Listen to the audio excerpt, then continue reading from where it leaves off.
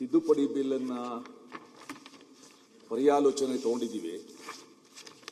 ಅದನ್ನ ಇಂಟ್ರೊಡ್ಯೂಸ್ ಮಾಡಿದ್ರು ಶ್ರೀ ಪ್ರಿಯಾಂಕ್ ಖರ್ಗೆ ಅವರು. ಪ್ರಿಯಾಂಕ್ ಖರ್ಗೆ ಅವರ ಖಾತೆ ಬಂದು ಗ್ರಾಮೀಣಾಭಿವೃದ್ಧಿ, ಪಂಚಾಯತ್ ರಾಜ್ ಹಾಗೂ ಮಾಹಿತಿ ತಂತ್ರಜ್ಞಾನ ಮತ್ತು ಜೈವಿಕ ತಂತ್ರಜ್ಞಾನ ಮಂತ್ರಿ. ಐ ಥಿಂಕ್ ಮಾಹಿತಿ ಗ್ರಾಮೀಣಾಭಿವೃದ್ಧಿ ಇಲಾಖೆ ಸಚಿವರು ಮಾಹಿತಿ ತಂತ್ರಜ್ಞಾನ ಸಚಿವರ ವಿರುದ್ಧ ಇದ್ದಾರೆ. ಇಂಥ ಒಂದು ಕಾಂಟ್ರಾಸ್ಟ್ ನಾನು ಎಲ್ಲೂ ಕೂಡ ನೋಡಲಿಲ್ಲ. ಎರಡನೇದು, ನನಗೆ ಬಹಳ ಸಂತೋಷ, ಈ ಬಿಲ್ ಚರ್ಚೆ ಆಗ್ತಾ ಇರುವಾಗ ಗೃಹ ಸಚಿವರಾದ ಡಾಕ್ಟರ್ ಪರಮೇಶ್ವರ್ ಇಲ್ಲಿರೋದು. ಅವ್ರದ್ದೊಂದು ವಿಡಿಯೋ ನೋಡಿದ್ದೀನಿ ನಾನು. ಆ ವಿಡಿಯೋ ತುಂಬಾ ವೈರಲ್ ಆಗಿದೆ. ಭಾಷಣ ಮಾಡ್ತಾರೆ ಡಾಕ್ಟರ್ ಪರಮೇಶ್ವರ್ ಅವರು. I don't think he will deny it. ಗೊತ್ತೇನ್ರಪ್ಪ, ನಮ್ಮ ಕಾಲದಲ್ಲಿ ಹೇಗೆ ಓಟ್ ಹಾಕಿಸ್ಕೊಳ್ತಾ ಇದ್ವು ಅಂತ ಗುದ್ದುತ್ತಾ ಇದ್ವು. ಬ್ಯಾಲೆಟ್ ಪೇಪರ್ ಗುದ್ದುತ್ತಾ ಇದ್ವು. ಅವನು ಎಲ್ಲಪ್ಪ, ಅವನು ದೇವರಾಜು, ಅವನು ಎಕ್ಸ್ಪರ್ಟ್ ಇದರಲ್ಲಿ. ಗುದ್ದಿ ಗುದ್ದಿ ಗುದ್ದಿ ಗೆದ್ವು ಅಂತ ಈ ರಾಜ್ಯದ ಗೌರವಾನ್ವಿತ ಗೃಹ ಸಚಿವರು ಹೀಸ್ ಆನ್ ರೆಕಾರ್ಡ್. ಇದು ಎರಡನೇದು. ಮೂರನೇದು, ಇಂಗ್ಲಿಷ್ ಅಲ್ಲಿ ಪ್ರೋಸ್ ಅಂಡ್ ಕಾನ್ಸ್ ಅಂತ ಇದೆ. Pros and cons. ರಾಯರೆಡ್ಡಿ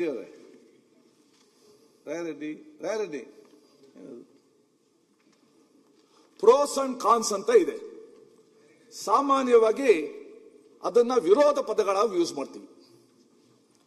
ಇಲ್ಲೂ ಅಷ್ಟೇ. Progress and Congress, they are opposite. Congress is opposed to progress. ಮೂರನೇದು, 2013ನೇ ಇಸ್ವಿನಲ್ಲಿ ತಾವು ಆಡಳಿತಕ್ಕೆ ಬಂದಿದ್ದು ಇವಿಎಂ ಇಂದ. 2023ರಲ್ಲಿ ಇವಿಎಂ ಇಂದ. ಯಾವುದೇ ವ್ಯಕ್ತಿ, ಯಾವುದೇ ಸಂಘಟನೆ, ಯಾವುದೇ ಪಾರ್ಟಿ ಕನ್ಸಿಸ್ಟೆಂಟ್ ಆಗಿ ಡಿನಯಲ್ ಮೂಡಲ್ಲಿ ಇರಬಾರ್ದು. ಅಶೋಕ್ ಅವರು ಹೇಳಿದ್ರು, ನಾವು ಯಾಕೆ ಸೋತು ಅಂತ ಯೋಚನೆ ಮಾಡಬೇಕಾಗಿತ್ತು. ಯೋಚನೆ ಮಾಡಿದ್ರೆ ನಿಮ್ಗೆ ಕಾರಣ ಸಿಗ್ತಾ ಇತ್ತು. ಪಾರ್ಲಿಮೆಂಟ್ ಅಲ್ಲಿ, ಅಸೆಂಬ್ಲಿಲಿ ಅಷ್ಟು ರಿಸಲ್ಟ್ ತಗೊಂಡು ಪಾರ್ಲಿಮೆಂಟ್ ಅಲ್ಲಿ ಯಾಕೆ ಹಿಂಗಾಯ್ತು ಯೋಚನೆ ಮಾಡಬೇಕಾಗಿತ್ತು. ಅನ್ಫಾರ್ಚುನೇಟ್ಲಿ ಈ ದೇಶದಲ್ಲಿ ಆತ್ಮಾವಲೋಕನ ಅನ್ನೋದು ಪದಾನೇ ಹೊರತು ಇಂಪ್ಲಿಮೆಂಟ್ ಮಾಡೋದಂತೂ ವ್ಯವಸ್ಥೆ ಅಲ್ಲ. ಮೂರನೇದು, ಎಲೆಕ್ಷನ್ ಕಮಿಷನ್ನೇ ಒಂದು ಹ್ಯಾಕಥಾನ್ ಮಾಡಿ ಆಫರ್ ಕೊಟ್ಟಿತ್ತು, ಬನ್ನಿ ಇದನ್ನ ಮಾಡಿ ಅಂತ. ಅದನ್ನು ಎಷ್ಟು ಜನ ಉಪಯೋಗಿಸ್ಕೊಂಡ್ರು ನಮಗೆ ಗೊತ್ತಿದೆ. ಸನ್ಮಾನ್ಯ ಸಭಾಧ್ಯಕ್ಷರೇ, I am sorry to say, Sunil Kumar ಅವರು ಹೇಳಿದಂಗೆ ಈ ಬಿಲ್ಲಲ್ಲಿ ಯಾರ ಹಿತನೂ ಇದು ಗಮನದಲ್ಲಿ ಇಟ್ಕೊಂಡಿಲ್ಲ, ಯಾವುದೋ ಉಪಯೋಗನ ಗಮನದಲ್ಲಿ ಇಟ್ಕೊಂಡಿಲ್ಲ. ಉತ್ತರ ಪ್ರದೇಶದಲ್ಲಿ ಅಮೇಥಿ ಅಂತ ಒಂದಿದೆ. ಆ ಅಮೇಥಿ ಕ್ಷೇತ್ರದ ಲೋಕಸಭಾ ಸದಸ್ಯರ ಹಿತಾಸಕ್ತಿಗೋಸ್ಕರ ತಂದಿರೋ ಬಿಲ್ ಇದು. ಒಂದು ನಿಮಿಷ. ತಮಿಳುನಾಡಲ್ಲಿ ಒಬ್ರು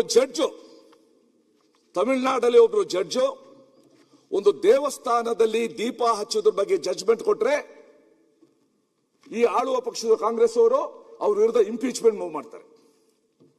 ಇಂಪೀಚ್ಮೆಂಟ್ ಬಿದ್ದೈತೆ, ಯಾಕಂದ್ರೆ ಸುಪ್ರೀಂ ಕೋರ್ಟ್ ಕೂಡ ಅಪೀಲ್ ಮಾಡ್ತು. ಸ್ಪೀಕರ್ ವಿರುದ್ಧ ಇಂಪೀಚ್ಮೆಂಟ್ ಮೂವ್ ಮಾಡ್ತಾರೆ. ಎಲೆಕ್ಷನ್ ಕಮಿಷನ್ ವಿರುದ್ಧ ಇಂಪೀಚ್ಮೆಂಟ್ ಮೂವ್ ಮಾಡ್ತಾರೆ. ಅಂದ್ರೆ ದೇಶದಲ್ಲಿ ಯಾವುದು ಐಕಾನ್ ಆಫ್ ಕ್ಲಾಸ್, ಇವರು ವಿಗ್ರಹ ಭಂಜಕರು. ಎಲ್ಲಾ ನಂಬಿಕೆಗಳನ್ನು ಒಡೆಯೋರು ಇವರು. ಯಾವುದು ಕೂಡ ನಂಬಿಕೆ ಇರಬಾರ್ದು.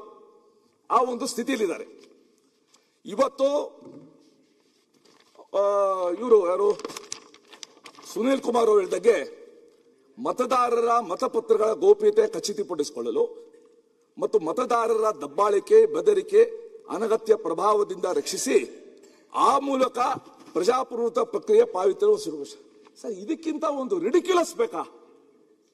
ನೀವು ಬ್ಯಾಲೆಟ್ ಪೇಪರ್ ತಂದು ಮತದಾರರ ಮತಪತ್ರದ ಗೋಪ್ಯತೆಯನ್ನು ಖಚಿತಪಡಿಸಿಕೊಳ್ಳಲು ಇವಿಎಂ ಎಂದಾಗಲ್ವಾ? ಮತದಾರನು ದಬ್ಬಾಳಿಕೆ, ಬೆದರಿಕೆ ಮತ್ತು ಅನಗತ್ಯ ಪ್ರಭಾವದ ರಕ್ಷಿಸಿ ಇವಿಎಂ ಎಂದಾಗಲ್ವಾ ಅದು? ಆ ಮೂಲಕ ಪ್ರಜಾಪ್ರಭುತ್ವ ಪ್ರಕ್ರಿಯೆ ಪಾವಿತ್ರ್ಯವನ್ನು ಸುರಕ್ಷಿತಗೊಳಿಸುವುದು. ಇದು ನೀವು ಕೊಟ್ಟಿರೋ ಉದ್ದೇಶ. ಇದು ಇದಕ್ಕೆ ಮತ್ತೆ ಇವಿಎಂ ತೆಗೆದು ಪತ್ರ ತರೋದಕ್ಕೆ ಏನ್ ಸಂಬಂಧ ಇದೆ?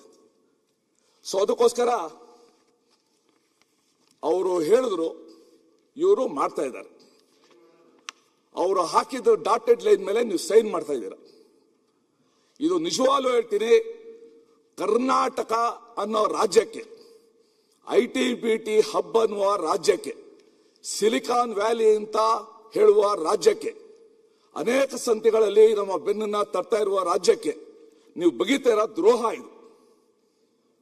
ಈ ಮತದಾರರ ಪಟ್ಟಿಗೆ ವಾಪಸ್ ಹೋಗೋದಿದೆಯಲ್ಲ, ನಿಜವಾಗ್ಲೂ ಕೂಡ ನೀವು ಪರಮೇಶ್ವರ್ ಹೇಳಿದ ಲೋಕಕ್ಕೆ, ಕುಣಿಗಲ್ಲಾದ ಲೋಕಕ್ಕೆ ಇಡೀ ಕರ್ನಾಟಕದ ಸ್ಥಳೀಯ ಸಂಸ್ಥೆಗಳ ಮತದಾರರನ್ನ ಕರ್ಕೊಂಡು ಹೋಗ್ತಾ ಇದ್ದೀರಾ. ನೀವು ಹೇಳ್ತೀರಾ ಸ್ಥಳೀಯ ಸಂಸ್ಥೆಗಳ ಚುನಾವಣೆಯಲ್ಲಿ ಇವಿಎಂ ವಿಶ್ವಾಸಾರ್ಹತೆ ಮತ್ತು ಮತದಾರರ ಗೋಪ್ಯತೆ ಬಗ್ಗೆ ಇರುವ ಕಳವಳಗಳಿಗೆ ಯಾರ್ದಿದೆ ಕಳವಳ? ಯಾವ ವೋಟರ್ ತನ್ನ ಕಳವಳನ ಇದುವರೆಗೂ ವ್ಯಕ್ತಪಡಿಸಿದ ಇವಿಎಂ ಬಗ್ಗೆ? ಯಾರು ಈ ಇವಿಎಂ ಮುಖಾಂತರ ಎಲೆಕ್ಷನ್ ನಲ್ಲಿ ನಡೆದಾಗ ತಮ್ಗಂದ್ಕೊಂಡಂಗೆ ರಿಸಲ್ಟ್ ಬಂದಿಲ್ಲ, ಅವ್ರದ್ದು ಕಳವಳ. ಆ ಕಳವಳ ಇರುವಾಗ ನೀವು ಆ ಕಳವಳ ನಾವು ಯಾಕೆ ಹಿಂಗಾಯ್ತು ಅಂತ ಯೋಚನೆ ಮಾಡಿದರೆ ಈ ರೀತಿ ಮಾಡ್ತಾ ಇದ್ದೀರಾ. ಪ್ರಾಯಶಃ ಈ ಬಿಲ್ಲು ನೀವು ತಂದಿರೋದೇನಾದ್ರು ಅಲ್ಲಿಂದ ನೋಡಿದ್ರೆ ರಾಜೀವ್ ಗಾಂಧಿ ಅವರ ಆತ್ಮ ವಿಲಿ ವಿಲಿ ಒದ್ದಾಡುತ್ತೆ. ಇದಾ ನನ್ನ ಕಾಂಗ್ರೆಸ್, ಇವಿಎಂ ನಾನ್ ತಂದೆ, ಇವರು ಬ್ಯಾಲೆಟ್ ಪೇಪರ್ ಹೋಗ್ತಾ ಇದ್ದಾರೆ. ಅದಕ್ಕೋಸ್ಕರ ಈ ಏನ್ ಬಿಲ್ ಬಂದಿದೆ ಇದೊಂದು ರಿಟ್ರಾಕ್ಸಿವ್ ಬಿಲ್. ಇದು ನಮ್ಮನ್ನ ಹಿಂದಕ್ಕೆ ತಗೊಂಡೋಗೋ ಬಿಲ್. ಇದು ರಾಜಕೀಯ ಪ್ರೇರಿತವಾದ ಬಿಲ್.